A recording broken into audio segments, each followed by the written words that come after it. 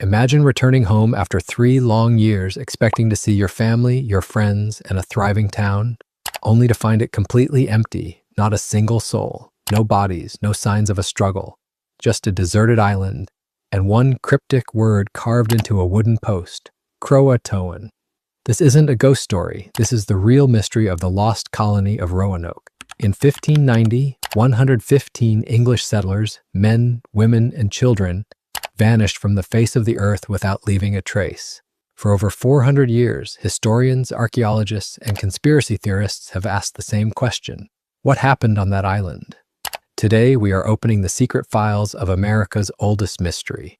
The year was 1587.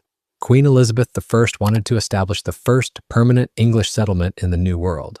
A man named John White led 115 brave settlers to Roanoke Island, off the coast of present-day North Carolina. Among them was his own daughter, Eleanor, and his granddaughter, Virginia Dare, the first English child born in America. But life on the island was brutal. Supplies were running dangerously low, and local tribes were becoming increasingly hostile. Desperate, the settlers convinced John White to sail back to England for help.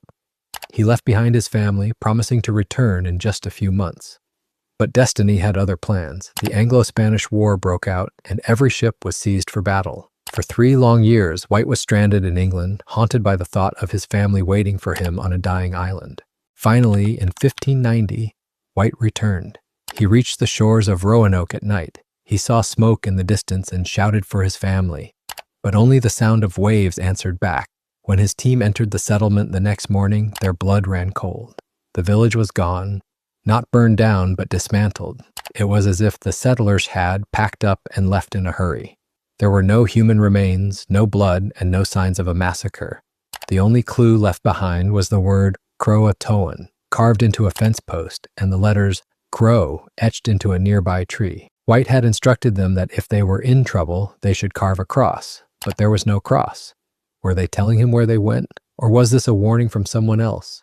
The search for the lost 115 began, but it was cut short by a massive storm that nearly destroyed White's ships. He was forced to return to England, never knowing the fate of his family.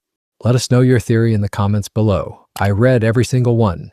If you love deep dives into history's darkest mysteries, hit that subscribe button and turn on notifications. The past is full of secrets, and we're just getting started. I'm at Hidden Facts 2.2,